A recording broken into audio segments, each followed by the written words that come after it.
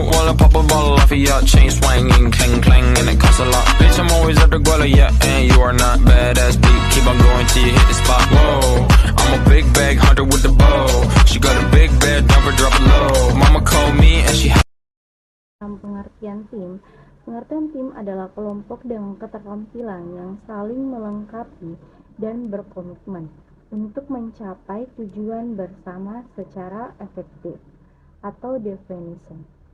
Tim adalah unit dari dua atau lebih orang yang berinteraksi dan berkoordinasi kerja mereka untuk mencapai tujuan tertentu. Materi kedua yaitu membuat tim menjadi efektif. Yang pertama, model tim yang efektif. Karakteristik penting dari sebuah tim adalah jenis timnya, struktur tim, dan komposisi timnya. Manajer harus memutuskan kapan ia mencapai tim permanen dalam struktur formal dan kapan menciptakan sebuah tim yang akan mengerjakan tugas sementara. Yang kedua, pimpinan tim yang efektif, yaitu terdapat 3 spesifik yang dapat digunakan oleh pimpinan untuk berkontribusi pada kesuksesan tim. Yang pertama, mengarahkan anggota-anggota untuk mencapai suatu tujuan. Sudah menjadi tanggung jawab seorang pemimpin untuk menyampaikan tujuan dan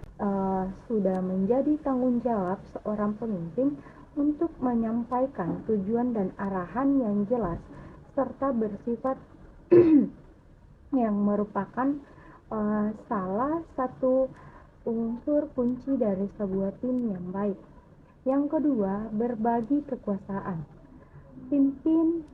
Pemimpin harus memiliki keyakinan bahwa anggota-anggotanya tim yang lain akan membuat keputusan yang baik, bahkan jika keputusan yang dibuat anggota tidak pernah terpikirkan sebelumnya oleh itu sang pemimpin untuk yang dipilih.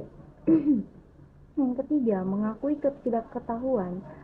Pimpinan yang baik tidak takut mengakui ketidaktahuannya dan meminta pertolongan. Yaitu proses tim. Yang pertama, pembentukan atau forming. Yang kedua, konflik atau storming. Yang ketiga, pemantapan norma atau norming. Keempat, berprestasi atau performing. Yang kelima adalah pembubaran atau endjourning. Mengelola konflik tim.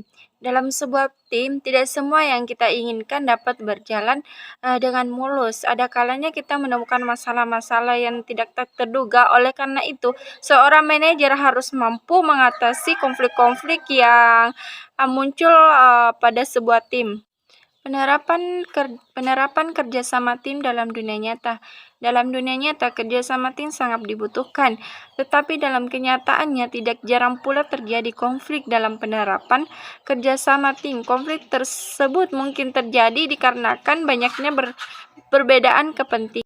Kemudian materi berikutnya yaitu jenis-jenis tim. Jenis-jenis tim terbagi menjadi 2, yaitu yang pertama, tim formal. Tim formal adalah tim yang dibentuk secara sengaja oleh manajer yang diberikan tanggung jawab melakukan tugas tertentu untuk membantu organisasi untuk mencapai sasarannya. Tim formal dibagi menjadi 2 bagian juga, yaitu yang pertama tim vertikal, yaitu tim yang terdiri atas manajer dan bawahan dan dalam suatu perusahaan.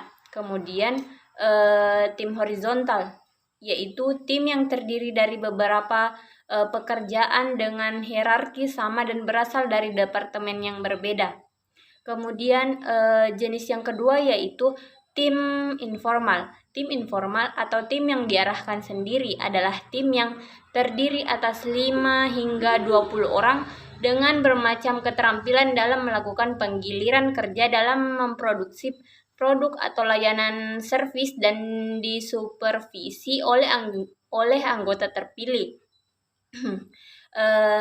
Yang bagian A yaitu tim penyelesaian masalah adalah tim yang berasal dari departemen yang sama dan mendiskusikan cara memperbaiki kualitas, efisiensi, dan lingkungan kerja. Bagian B, tim rujukan adalah tim yang dijadikan identitas oleh individu dan untuk membandingkan diri dan untuk membandingkan diri mereka sendiri.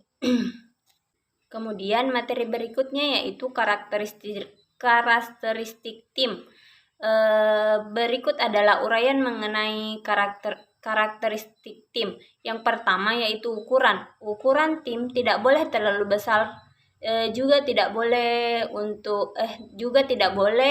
atau tidak terlalu baik dalam berukuran cukup sedikit.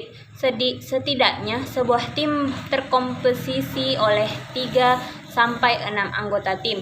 Kemudian yang kedua yaitu keberagaman. Sebuah tim membutuhkan beragam keterampilan, pengetahuan, dan pengalaman. Kemungkinan besar tim yang bersifat heterogen lebih efektif daripada tim yang bersifat homogen. Kemudian yang ketiga yaitu peran anggota. Ada 2 jenis peran dalam tim. Yang pertama yaitu peran spesialis tugas, yang kedua yaitu peran sosio-emosional.